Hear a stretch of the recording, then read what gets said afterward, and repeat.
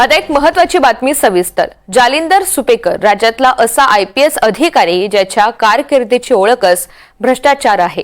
25 वर्ष झाली हे अधिकारी राज्यातल्या प्रत्येक जिल्ह्यामध्ये आपल्या भ्रष्टाचाराचे पुरावे सोडतायत, पण एकाही सरकारची त्यांना हात लावायची अजून हिम्मत झालेली नाही। गेल्या महिनाभरात जालिंदर सुपेकर यांच्यावर लोकांकडून पैसे उकळल्यापासून ते अगदी त्यांना मृत्यूच्या दारापर्यंत पोहोचवल्याचे गंभीर आरोप झालेत। पण सरकारनं काय केलं? सरकारनं सुपेकर यांची बदली केली, पदोन्नती केली आणि साइड पोस्टिंग दिली आणि चौकशीचं आश्वासन सुद्धा दिलं। मात्र 800 कोटींच्या भ्रष्टाचाराचे आरोप असणाऱ्या या पोलीस अधिकाऱ्याला साइड पोस्टिंग देणं हा जर सरकारला उपाय वाटत असेल तर मात्र राज्यातलं पोलीस खातं आणि राज्याची कायदा व्यवस्था विनाशाच्या वाटेवर आहे हे सांगायला आता ज्योतिषाची गरज लागणार नाहीये। तारीख 31 मे। मुख्यमंत्र्यांचं आश्वासन, चौकशी करू। त्या तक्रारीत किती तथ्य आहे हे पाहण्याकरता मी सांगितलेलं आहे। तारीख 28 मे। उपमुख्यमंत्र्यांचं आश्वासन, चौकशी करू। निश्चितपणे त्याच्या संदर्भामध्ये सरकार किंवा आमचा विभाग घाईघाई करणार नाही। राज्याच्या 2 प्रमुखांनी दिलेली ही 2 आश्वासन। विषय अर्थातच जालिंदर सुपेकर। आश्वासन एकच, चौकशी करू। कैद्यांकडून वसुलीपासून कर्मचाऱ्यांवरच्या दबावापर्यंत, नियमबाह्य परवान्यांपासून कारागृह घोटाळ्यापर्यंत आणि मानसिक छळापासून अवास्तव संपत्तीपर्यंत जालिंदर सुपेकरांवर इतके आरोप झालेत जितके गेल्या काही दिवसात कुणावरही झाले नसतील। पण त्यानंतरही आपले राज्यकर्ते मात्र तोंडात बर्फ गोठवून बसले। प्रश्न असा आहे, का? त्याच्यात सरळ सरळ दिसतंय की बाबा बदल्या करण्यात घोटाळे, सगळ्या LCB कडनं पैसे खाल्ले जात होते। एवढंच नाही तर दिवाळीत सुद्धा त्यांना सोन्याची नाणी लागायची प्रत्येक पोलीस स्टेशनकडनं। या सगळ्या मी डिटेल्स तुम्हाला पाठवल्यात।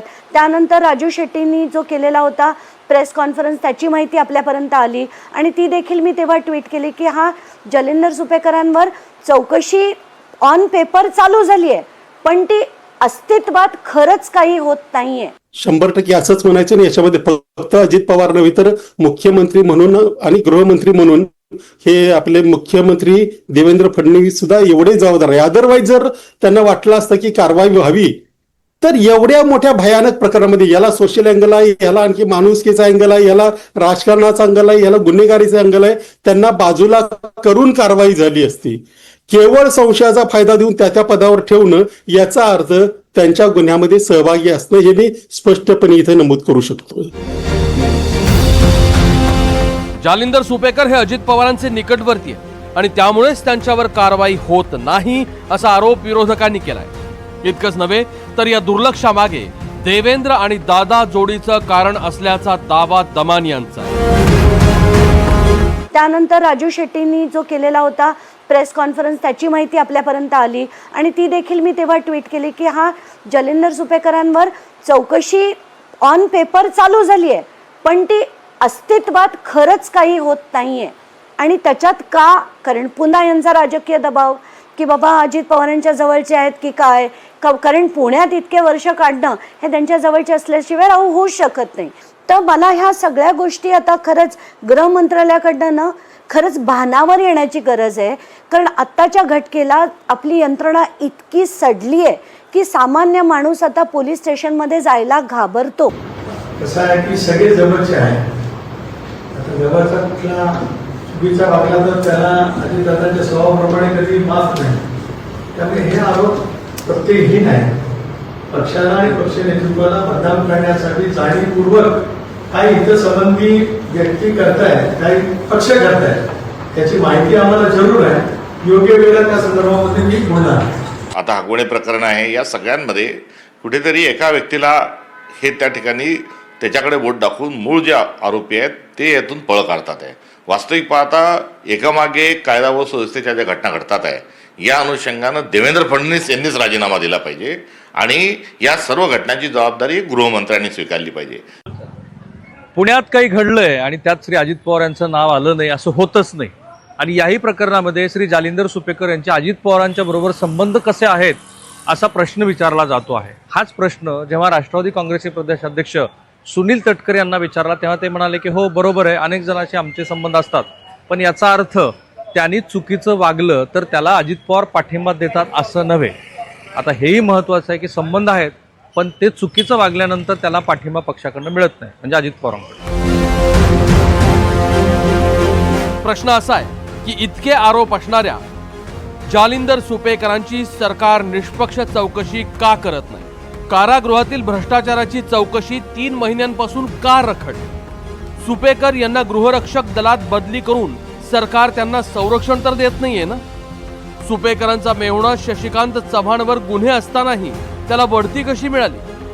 सुपेकरांच्या अतिरिक्त जबाबदाऱ्या काढून घेतल्या पण त्यांना निलंबित का केलं नाही? साधारण PI असणाऱ्या व्यक्तीकडे शेकडो कोटीची प्रॉपर्टी आली कुठून? ही प्रॉपर्टी खरंच शशिकांत चव्हाणांची आहे की सुपेकरांची आहे की दोघांचं मिळून जॉईंट व्हेंचर आहे की अजून काही आहे? हे सगळं पोलिसांनी शोधून काढावं.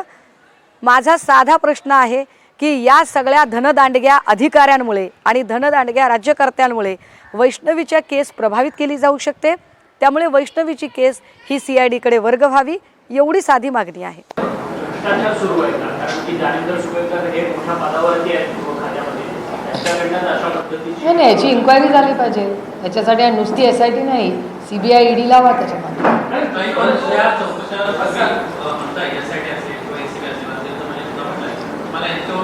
नाही, केंद्र सरकारची इन्क्वायरी लावली पाहिजे. मी मागणी करणार आहे अमित शहाची. सुपेकरांविरोधात पुरावे वारंवार दिले जात आहेत. सुपेकरांवरच्या चौकशा मध्येच थांबल्या आणि सरकार मात्र कुंभकर्णाच्या अवस्थेत आहे. एरवी 1000 रुपयांची लाच घेतली तरी ACB ऍक्शन मध्ये येते. बेहिशेबी संपत्तीचं प्रकरण आलं की EDला जाग येते. CID, CBI, EOW अशा यंत्रणांचा मुक्त हस्ते वापर होतो, पण इथं मात्र एकाही यंत्रणेला जाग येईल.